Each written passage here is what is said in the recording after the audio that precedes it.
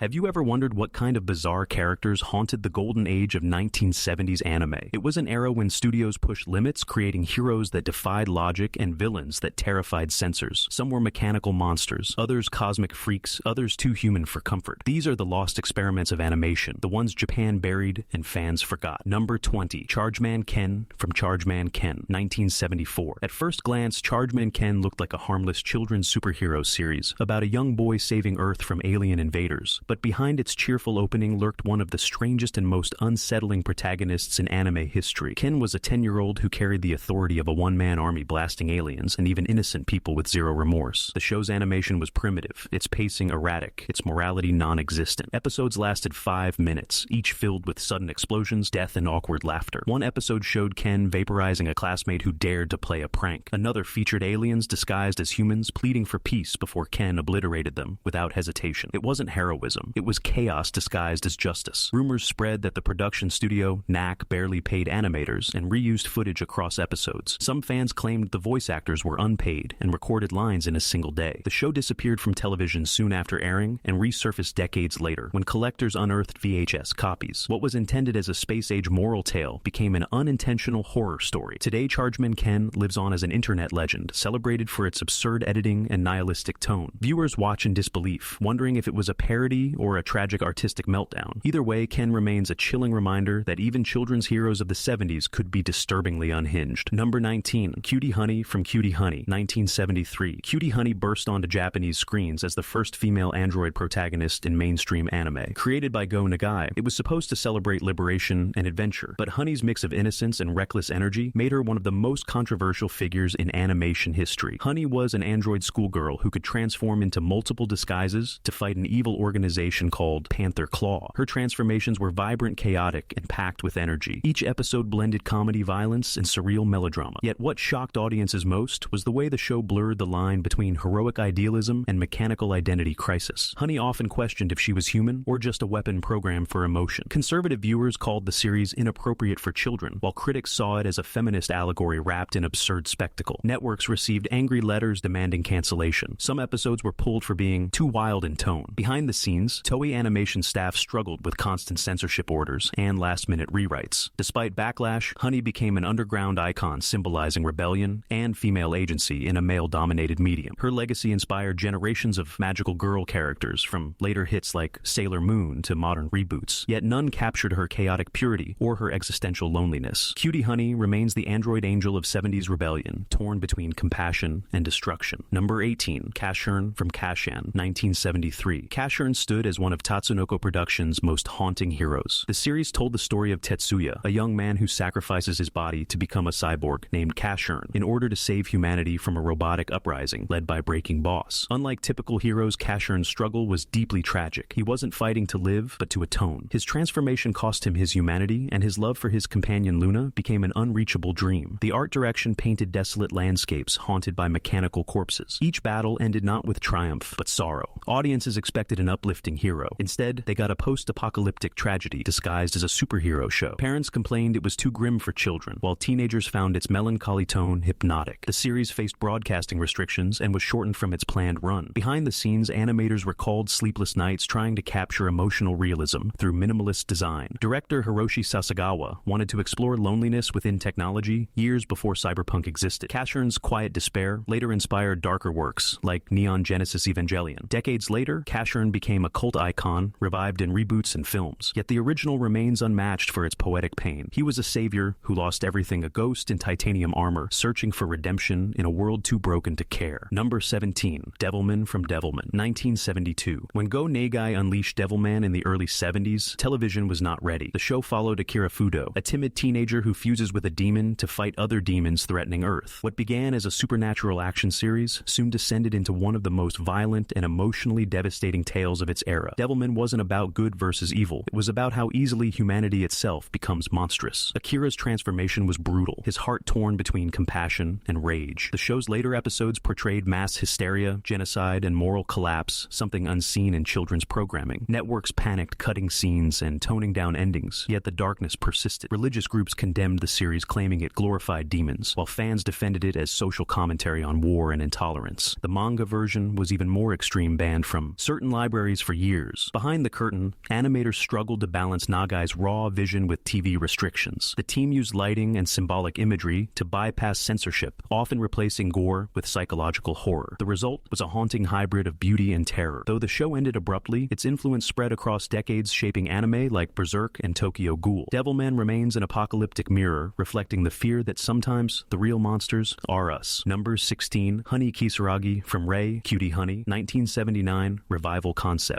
Before reboots became trendy, Toei experimented with resurrecting old icons. Honey Kisaragi returned in a darker tone aimed at teenagers rather than children. This late 70s concept never became a full series, but its pilot circulated through fan circles and test screenings, causing whispers of controversy. Honey was no longer the cheerful student from earlier years. This version portrayed her as a lonely android grappling with trauma and identity loss. Her transformations were violent, almost painful, as if each disguise stripped a part of her soul. The design mixed disco-futurism with gothic despair, creating something both glamorous and tragic. Executives feared backlash. They worried Honey's emotional breakdown and surreal imagery would disturb audiences used to lighter fare. The project was quietly shelved, though fragments survived through magazine previews and leaked production art. Animation historians later found storyboards depicting scenes of Honey walking through ruined cities, searching for meaning among mechanical ruins. These visuals suggested a mature exploration of technology and alienation years ahead of its time. In retrospect, this lost reboot anticipated themes that would define later decades: the loneliness of artificial intelligence and the blurred line between love and programming. Honey Kisaragi's abandoned revival became a myth, a symbol of how the 70s anime industry wrestled with growing up. It stood as both a farewell and a prophecy, whispering that even dreams of metal bleed. Number 15, Kekko Kamen from Kekko Kamen, 1974. If there was ever an anime that baffled censors and audiences alike, it was Kekko Kamen, created by the ever-fearless Go Nagai. This bizarre vigilante character roamed a corrupt high school, punishing sadistic teachers. With her unconventional methods and a complete disregard for societal norms, the series was intended as satire poking fun at the exploitative trends of the time. But Japanese television could not decide if it was parody or provocation. Broadcast stations refused to air certain episodes, labeling it dangerous for impressionable viewers. The character's bizarre design and over-the-top fights sparked both outrage and fascination. Behind the scenes, animators faced chaos. Budgets were slashed and multiple studios refused credit, fearing association with a project deemed scandalous. Nagai himself defended it as a critique of censorship and moral hypocrisy. Despite bans, Kekko Kamen survived through underground screenings and later gained cult status during the home video boom of the 80s. Fans celebrated it as anarchic humor, disguised as absurd heroism. Critics eventually called it a bold statement on freedom of expression. Today, Kekko Kamen stands as proof that 1970s anime was not afraid to shock, even if it had to laugh while doing it. It showed that in a world obsessed with purity, sometimes absurd rebellion is the only truth left. Number 14, Baron Ashura from Mazinger Z, 1972. Among all the bizarre creations of 1970s anime, none unsettled viewers quite like Baron Ashura, the split-bodied, dual-voiced servant of Dr. Hell in Mazinger Z, half male, half female, sewn together vertically like a living corpse puzzle. Ashura wasn't a monster of brute force. They were a psychological nightmare brought to life. Their very design pushed boundaries that children's television had never dared to cross. Footage from the original 1972 series shows Ashura emerging from smoke-filled chambers, speaking in echoing, overlapping voices, one masculine, one feminine, creating a sound that left young viewers uneasy for decades. Ashura's devotion to Dr. Hell bordered on religious fanaticism, and scenes of them screaming in despair or laughter became some of the show's most iconic images. Parents complained the character was too grotesque, too confusing, too unnatural. Some networks hesitated to re-air episodes featuring Ashura heavily, fearing backlash over their appearance and ambiguous identity. Yet that very ambiguity made Ashura unforgettable, a character torn between two selves, loyalties, and destinies. Behind the chaos, Ashura carried a tragic core, a being denied wholeness, constructed for servitude, trapped in eternal conflict. Their rage wasn't just villainy, it was mourning. Today, original 70s Mazinger Z footage featuring Baron Ashura circulates widely online, and every time they appear, the screen feels colder, haunted by a villain who was never meant to be whole. Number 13, Don Dracula from Don Dracula, 1979. Created by Osamu Tezuka, Don Dracula was supposed to be a gothic comedy that mocked horror tropes, but what aired instead was one of the most chaotic production disasters in anime history. The story followed Count Dracula living secretly in modern Tokyo, struggling to adapt while raising his daughter. It was meant to mix slapstick with a social satire, but everything went wrong. The animation studio went bankrupt midway through production, leaving only a handful of episodes finished. Fans who saw early broadcasts described surreal pacing, sudden cuts, and unfinished scenes. The show's humor swung wildly between absurd and disturbing. In one infamous episode, Dracula becomes addicted to Japanese blood substitutes, leading to bizarre dream sequences critics called unsettlingly psychedelic. Censors grew uneasy as the tone shifted from parody to madness. Sponsors withdrew funding after complaints that it mocked religion and mental illness. Tezuka himself later admitted the project fell apart under financial strain. Decades later, Don Dracula resurfaced on limited DVD releases and became a cult curiosity. Its unfinished state gave it ghostly charm, as if it refused to die like its own protagonist. Don Dracula remains a monument to creative ambition undone by bad luck and darker imagination. Number 12. Cyborg 009 from Cyborg 009, Super Galaxy Legend 1979. Cyborg 009 was a household name by the late 70s, yet the film Super Galaxy Legend took the series into stranger and more cosmic territory than anyone expected. What began as a noble tale of 9 cybernetic heroes fighting for peace turned into a surreal odyssey that baffled even its most loyal fans. The movie followed Joe Shimomura and his Cyborg team as they ventured beyond the solar system to face an alien race controlling the galaxy through illusions. What audiences found was an avalanche of abstract visuals, planets folding like origami, and characters floating in philosophical monologues about fate and existence. For a series once aimed at children, this was shocking. Critics compared it to a psychedelic fever dream, saying it felt like Osamu Dezaki had mixed space opera with existential despair. Parents left theaters confused, while teens whispered that it might have hidden messages about nuclear fear and cosmic guilt. Behind-the-scenes budget issues forced animators to reuse sequences and invent new techniques to depict star fields. Some staff even recalled hallucinatory work nights spent painting galaxies by hand. The result was beautiful but chaotic. Super Galaxy Legend flopped on release, then rose decades later as a cult masterpiece hailed for its ambition. It reflected the mood of the late 70s when Japan stared into the infinite and found both beauty and emptiness staring back. Cyborg 009's cosmic leap remains one of the strangest yet most daring experiments of its time. Number 11. Hyuma Aoi from Kyojin no Hoshi 1971. Continued broadcast era. In the early 70s, Kyojin no Hoshi kept returning to Japanese television, and with it came one of the most unsettling sports protagonists ever animated, Hyuma Aoi, the gifted pitcher shaped by obsession, pain, and impossible expectations. To younger viewers, he seemed like a determined athlete, but adults saw something far darker beneath the surface, a child pushed toward greatness through methods that bordered on cruelty. Footage from the series shows Hyuma training under horrific conditions, throwing until his arm nearly collapses, practicing in freezing rain, and being berated by a father who believes suffering is the only path to genius. In several episodes, Hyuma trembles in bed after practice, whispering that he must endure more or he'll never be worthy of the mound. Censors and parents were divided. Some admired the spirit of discipline, but others condemned the show for glorifying emotional and physical abuse. Newspapers even debated whether Hyuma's story reflected Japan's darker cultural pressures placed on children. Yet the character resonated with teens who saw in him the cost of ambition, the loneliness, the fear, the fragile pride. His victories never felt triumphant. They felt like survival. Today, Kyojin no Hoshi's original episodes are widely available online, and Hyuma Aoi remains a haunting symbol of a decade where dreams were earned in blood, sweat, and tears. Number 10. Jun the Swan from Science Ninja Team Gatchaman 1972. Gatchaman defined the action team genre, inspiring generations of heroes from Power Rangers to Voltron. But hidden inside its flashy battles and bird-themed costumes was a character that quietly shattered expectations, Jun the Swan. Jun was the lone female among the 5 warriors, and while initially presented as a supporting role, her depth surprised audiences. She was not just a token member, but a fiercely independent soldier dealing with internal guilt and moral fatigue. Her emotional arcs often overshadowed the show's villains, giving her an air of tragic humanity. Still, the network didn't know how to handle her. Scenes showing her leadership and compassion were sometimes cut or shortened. In one banned episode, Jun hesitates to kill an enemy child soldier, creating a moral debate too dark for children's programming. Behind the scenes, voice actress Lani Minella recalled that Jun's episodes received inconsistent direction, as executives feared she appeared too complex for a female hero. But fans loved her precisely for that nuance. Decades later, Jun became a feminist icon, symbolizing early struggles for gender equality within anime storytelling. She reminded audiences that even in a show about teamwork, real courage often came from those who dared to feel empathy amid endless war. Jun the Swan remains Gatchaman's quiet soul, beating beneath its roaring engines. Number 9. Lady Oscar from The Rose of Versailles 1979. Few 1970s anime characters carried as much emotional weight, or cultural shock, as Lady Oscar, the androgynous commander at the heart of the Rose of Versailles. Born a woman, but raised as a man to serve the French royal guard, Oscar became one of the most complex figures in anime history. Her presence on screen, stern uniform, distant eyes, and quiet sorrow challenged every expectation of gender and heroism in the decade. Footage from the original 1979 series shows Oscar wandering palace halls like a ghost in armor, protecting a monarchy she no longer believes in. She is torn between duty and identity, loyalty and justice. The animation captured this conflict beautifully, flickering candlelight on her face, trembling hands gripping a sword she no longer wants to wield, and silent tears shed behind a soldier's facade. The show terrified conservative broadcasters. Letters poured in, accusing it of promoting rebellion, gender confusion, and political unrest. Some stations edited scenes of Oscar questioning authority, fearing they were too radical for younger audiences. Yet, the younger generation embraced her, seeing in Oscar the embodiment of courage without certainty. Today, her 1979 footage is widely available, and viewers still feel the ache in her voice. Lady Oscar remains a revolutionary spirit, strong, sorrowful, and unforgettable. Number 8. Princess Luna from Galaxy Express 999, 1978. In the twilight of the 70s, Galaxy Express 999 captured the hearts of millions with its melancholic journey through space. Yet, among its countless strange and symbolic passengers, one figure stood apart. Princess Luna, a mysterious woman who appeared in only a few episodes, yet left an unforgettable mark on viewers. Luna was not a princess of royalty, but of memory. She lived alone on a frozen planet filled with the bodies of mechanical soldiers who once served her. When the young hero Tetsuro and the enigmatic Maetel arrived, Luna welcomed them with warmth that quickly turned to despair. She confessed that her body was immortal, but her soul was dying from loneliness. For a show aimed partly at youth, this was shocking. Luna's haunting speech about the curse of eternal life caused censors to cut her final scene in some regions. The episode was considered too morbid, too mature. Viewers who saw the original broadcast described it as heartbreak in motion. Behind the scenes, writer Leiji Matsumoto reportedly based Luna on the emotional scars left by Japan's lost generation, those who survived war but couldn't find purpose. The studio received letters from fans saying they wept for days after seeing Luna's story. Luna's brief existence became legend, a poetic ghost adrift in the cosmos. She reminded audiences that immortality without love is just another form of death. Number 7. Devil Lady from Violence, Jack 1979. In the late 70s, Go Nagai unleashed another chaotic creation inside his apocalyptic saga, Violence Jack, a character known as the Devil Lady. She wasn't hero or villain, but something beyond both an embodiment of rage and sorrow, trapped in a collapsing world. Set in a ruined Japan split by earthquakes and madness, Devil Lady prowled the wasteland protecting the weak while battling her demonic nature. Her design was savage and majestic, covered in shadow and flame. But what made her infamous was her complexity. She could destroy armies yet break down in grief after killing. Censors panicked, calling the character too violent, too unpredictable. Television stations refused to broadcast the full episodes. The series was forced into underground circulation, distributed only through limited prints and fan recordings. Production was chaotic. Staff were exhausted drawing endless scenes of destruction.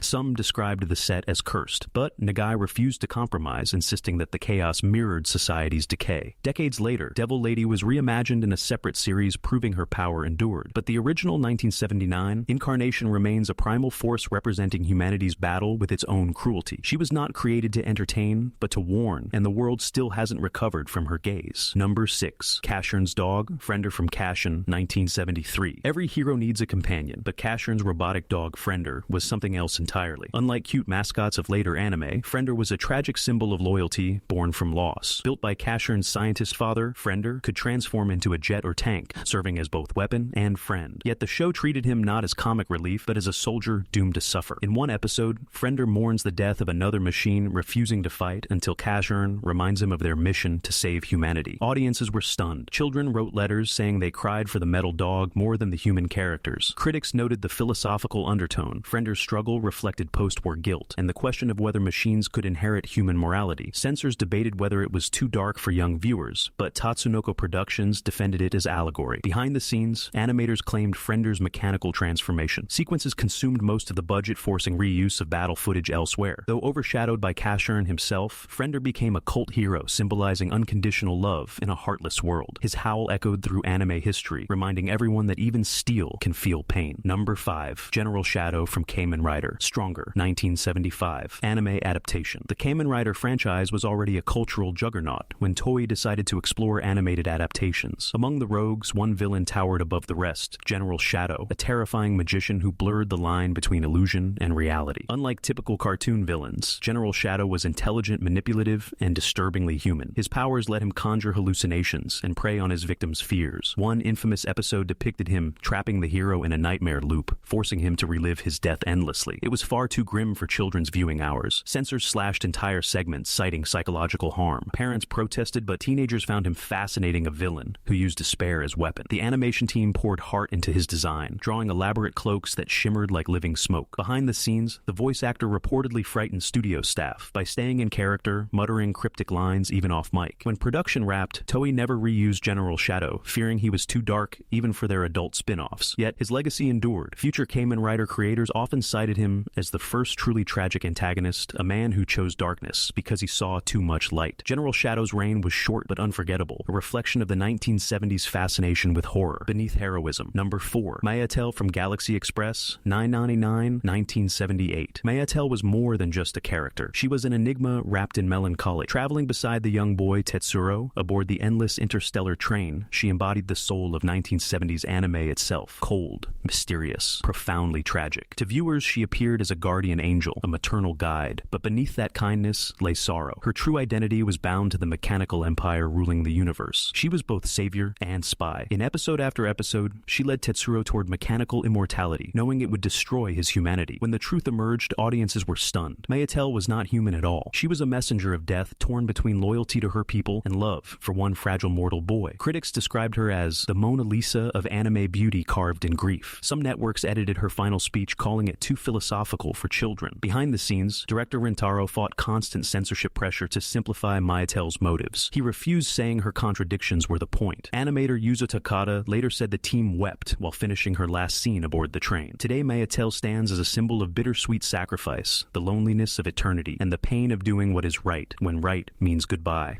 Her face still rides that cosmic train, whispering that the price of immortality is love lost forever. Number 3. Queen Millennia from Queen Millennia, 1979. Pilot Leiji Matsumoto's Queen Millennia never reached full bloom in the 70s, yet its pilot alone created shockwaves. The titular queen, Yukino Yayoi, appeared as a serene woman guiding Earth's fate, but the truth behind her beauty was devastating. She was the emissary of a dying planet sent to oversee Earth's destruction. The story mixed myth and science fiction into apocalyptic poetry. Audiences expected adventure, but received sorrow. The pilot's tone was bleak, showing cities consumed by celestial fire and Yayoi torn between duty and compassion. Some early viewers reportedly cried in silence when she chose to betray her own species to save humanity. Broadcasters balked. Sponsors withdrew, claiming the material was too fatalistic. The pilot was shelved, though it later inspired the early 80s series. Production diaries revealed staff exhaustion from overpainting the cosmic sequences by hand for months with almost no sleep. Decades later, rediscovered footage became a cult legend, screened at festivals for animation historians. Queen Millennia was the embodiment of the 1970s shift from optimism to existential dread. It showed that even gods could doubt their mission. Even perfection could ache for redemption. Yayoi remains a celestial ghost in the archives of anime history, a queen whose crown was made of sorrow. Number 2. Duke Fleed from UFO Robo Grendizer, 1975. Among the era's tragic space heroes, none carried deeper wounds than Duke Fleed, the exiled prince from UFO Robo Grendizer. When he first appeared on Japanese television in 1975, he wasn't the triumphant champion viewers expected. He was a refugee, his home planet annihilated, his family slaughtered, and his identity shattered long before the series even began. Original footage shows Duke wandering Earth's countryside under the alias Daisuke, hiding his grief behind a quiet smile. But when the Vegan Empire returns, his mask cracks. Scenes of him launching Grendizer are filled not with excitement, but with dread. His battles are fueled by trauma, not glory. In several episodes, he trembles after combat, whispering apologies to the countless lives already lost because he survived and they didn't. The show was considered unusually heavy for children. Broadcasters worried Duke's despair was too realistic, yet audiences were captivated by his mix of nobility and heartbreak. Teens wrote letters saying they'd never seen a hero who fought not for victory, but because he had nowhere left to run. Today, Grendizer's vintage footage is all over the internet, revealing a hero carved from sorrow. Duke Fleed remains the 1970s quietest scream, a prince without a planet trying to save a world not his own. Number 1. Amuro Ray from Mobile Suit Gundam, 1979. He wasn't a chosen one, he wasn't a warrior. When Amuro Ray stumbled into the cockpit of the RX-78 Gundam in 1979, he embodied something anime had rarely shown before. A terrified teenager forced into war with no training, no mentor, and no emotional armor. His story shook Japan, redefining the entire genre. Original 1979 footage shows Amuro trembling inside the Gundam, breathing fast, barely able to speak. Every battle traumatizes him. Every kill leaves a mark. He snaps at friends, isolates himself, and grows increasingly haunted by the lives taken at his hands. hands. Instead of a brave pilot, audiences saw a boy falling apart under the unbearable weight of responsibility. Broadcasters were uneasy. Some complained that his psychological collapse was too raw for children, especially scenes where Amuro breaks down after killing enemy aces, or argues violently with those trying to help him. But viewers recognized the truth in him. War wasn't glamorous. It was a slow erosion of innocence. Letters poured in from teens who felt Amuro reflected their own fears of adulthood, conflict, and a world spinning out of control. His final episodes, exhausted and hollow-eyed, became iconic. Today, Amuro's original Gundam footage is everywhere online, and his legacy still looms large. He remains anime's first truly human hero, flawed, frightened, and unforgettable. The 1970s were not just an era of giant robots and heroic warriors. They were a decade of strange dreams and lonely spirits wandering through starlit worlds. These forgotten anime characters prove that imagination has no limit, and truth often hides in madness. Which one still lingers in your mind? Subscribe for more stories buried in time.